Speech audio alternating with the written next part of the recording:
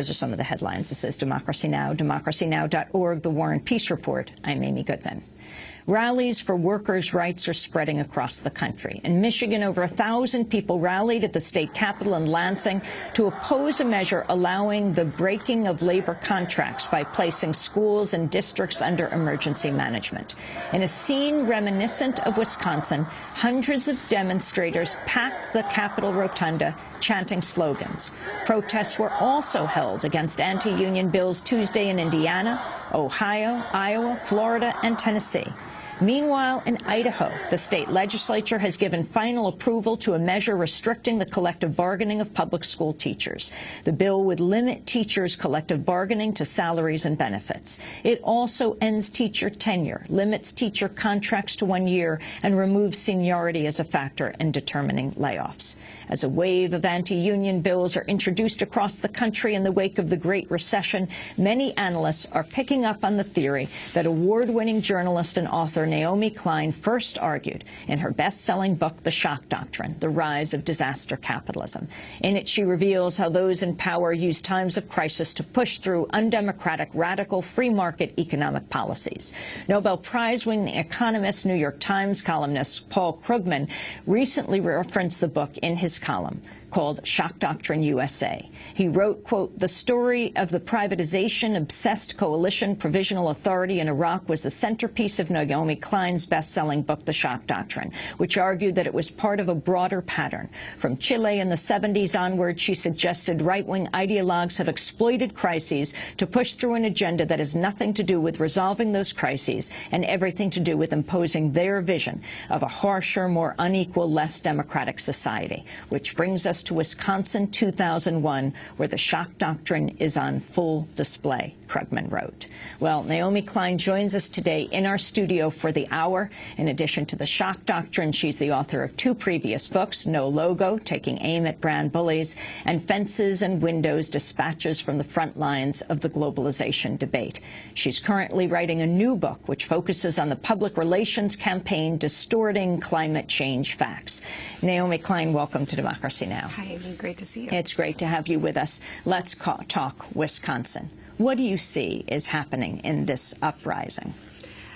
Well, I mean, first of all, it's such an incredible example of how to resist the shock doctrine.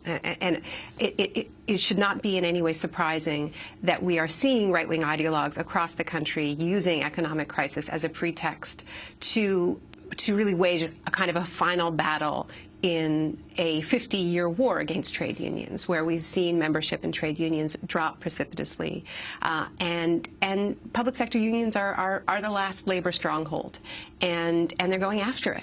And these governors did not run elections promising to do these radical actions, but they are using the pretext of crisis to do things that they couldn't get elected promising to do. And you know, that's the core argument of the thesis of the book is not that there's something wrong with responding to a crisis decisively. Crises demand decisive responses. The issue is this backhanded attempt to use a crisis to centralize power, to subvert democracy, to avoid public debate, to say we have no time for democracy, it's just too messy, it doesn't matter what you want, we have no choice, we just have to ram it through. And we're seeing this in 16 states. I mean, it's impossible to keep track of it. It's happening on such a huge scale. Teachers' unions are getting the worst of it. Yesterday was International Women's Day.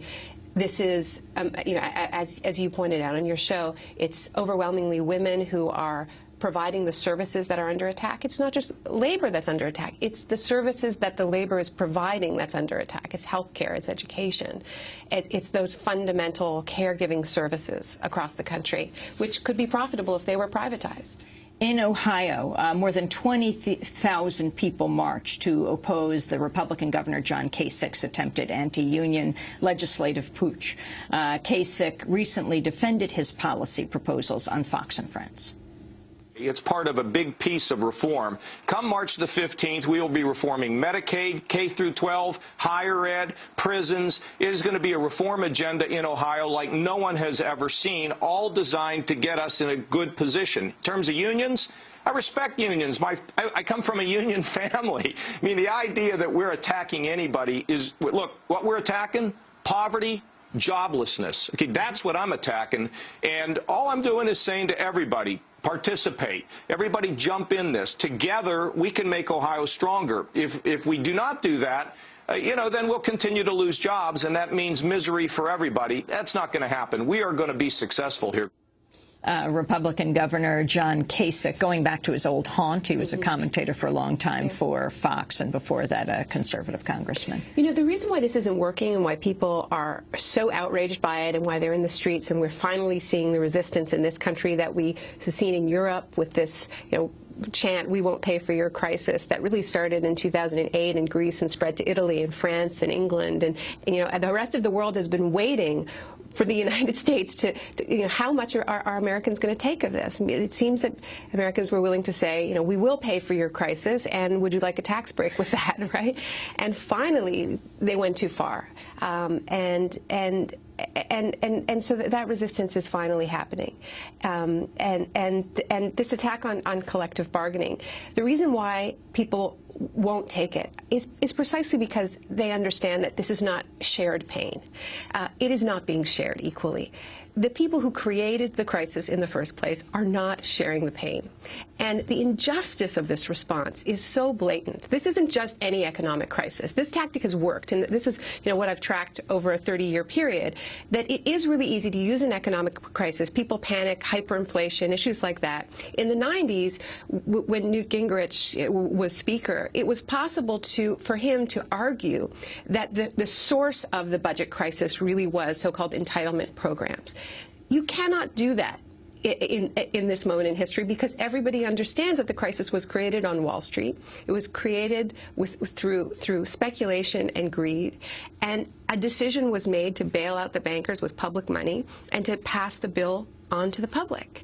And they're seeing the bonuses back. They're seeing the outrageous salaries. They're seeing corporations not paying their taxes, and it's just too unjust. It's just so morally outrageous. And then to turn on the television and talk about everybody sharing the pain. I mean, people are just not that stupid.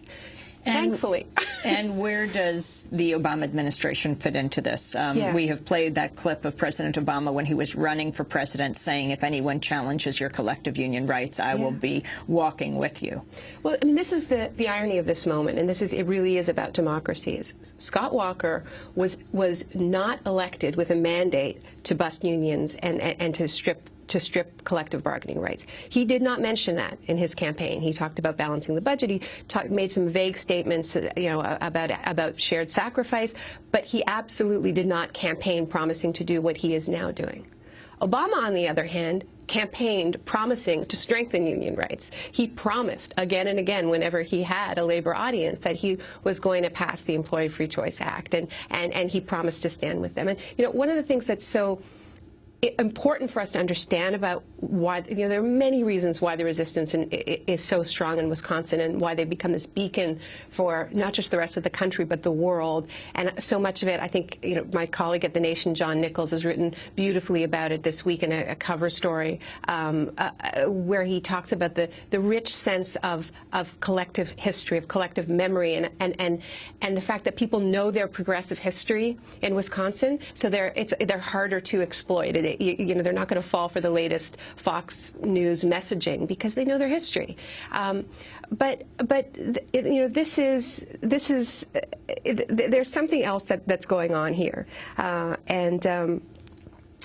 well, I mean, I'll just let you take it from there. Well, let me ask you about Michigan, and then we're going to go to a break. About 1,000 people rallied in Michigan, reminiscent of Wisconsin. Talk about the proposal there. Well, I just found out about this last night, and like I said, there's so much going on that these extraordinary measures are just getting lost in the shuffle. But in Michigan, there is a bill that's already passed the House. It's on the verge of passing the Senate, and I'll just read you some excerpts from it.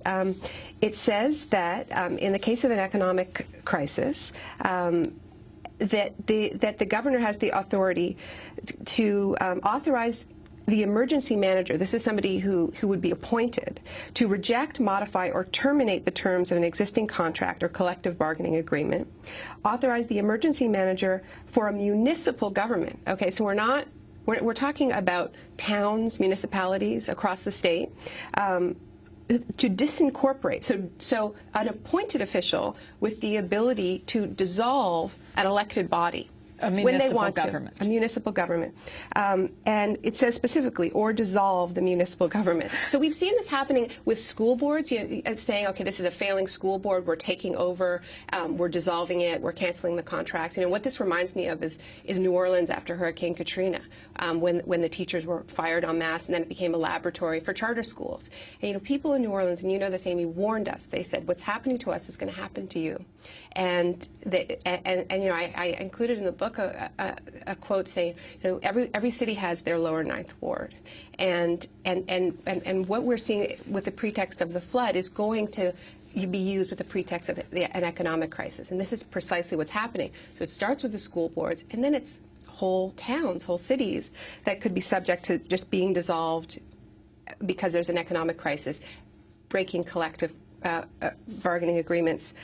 It also specifies that this bill specifies that an emergency manager can be an individual or a firm. So the person who would be put in charge of this so-called failing town or municipality could actually be a corporation. Whose government they dissolve. A company takes over. A company takes over. So they have created, and if this passes, the possibility for privatization of a whole town by fiat. And this is actually a trend in the contracting out of public services, where you do now have whole towns like Sandy Springs in Georgia run by private companies. It's very lucrative. Why not? You start with just the water contract or the electricity contract, but eventually, why not privatize the whole town? And what happens then? Where does democracy fit into that picture? Well, this is an assault on democracy. It's a frontal assault on democracy. It's a kind of a corporate coup d'etat at the municipal level. We're talking to Naomi Klein, author of The Shock Doctrine, The Rise of Disaster